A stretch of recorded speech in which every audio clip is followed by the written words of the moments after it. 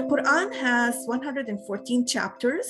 So these are some of the chapter titles of the Quran: the cow, the bees, the light, the ants, the spider, the star, the iron, the people, the pen, the dawn, the sun, the moon, the night, the day, the fig, the elephant.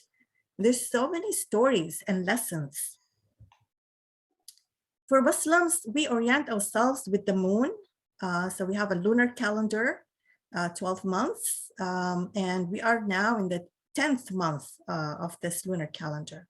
We celebrate the beginning of the month with the crescent moon, and that's when you see the symbol of Islam that has really the crescent in it.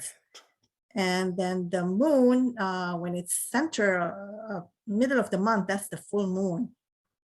And we, as I mentioned, we are in the 10th month. So we just finished our holy month of Ramadan, of daily fasting from dawn to dusk. And we have 2 more months to go in this year. And then not only the moon that is critical and center in our tradition, but also the sun. So it really, that's what determines our daily prayers. We have 5 daily prayers, and how we orient ourselves with that is through the sun and the movement of the earth around the sun. So we have the dawn prayer, Fajr. We have the noon prayer, Dhuhr. We have the Asr prayer, the afternoon prayer. We have the sunset prayer, which is the Maghrib prayer, and then the evening prayer, the Isha. And then there's so many voluntary prayers that like in the middle of the night and so on and so forth. And our prayers are a prayer with movements, so we can see here some of the movements. Right. Prayers like bowing and prostrating and up and down. So. That's beautiful. Yeah, I like seeing the the kind of cosmological orientation. And it's easy to forget about that. We think prayers, you're just talking to God. It's like, well, you're also participating in these natural cycles. And I wonder if you could say a little bit more about the Quran and the Hadith as 2 key sources for thinking about Islam and ecology. Yeah, thank you. So the earth is mentioned more than 450 times in the Quran. Wow.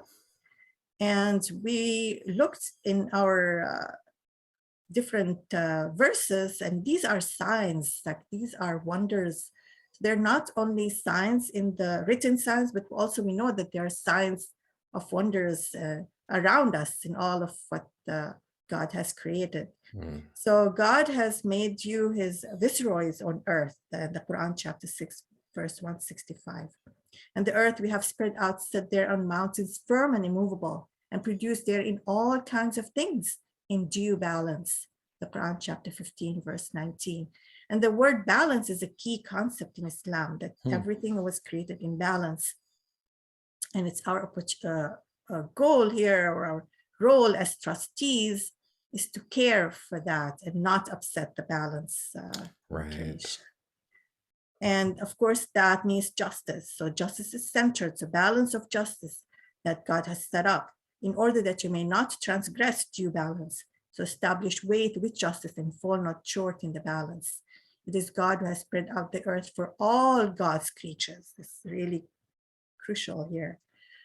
And then these are the signs of God. We rehearse them to thee in truth, and God means no injustice to any of God's creatures. The Quran chapter 3, verse 108.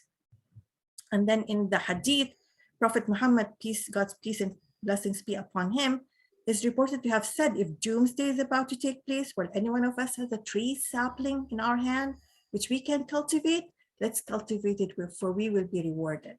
So this message of active hope really inspires me. And that's how I see Wisconsin Green Muslims is my tree sapling that I really can take forward and make a difference with it.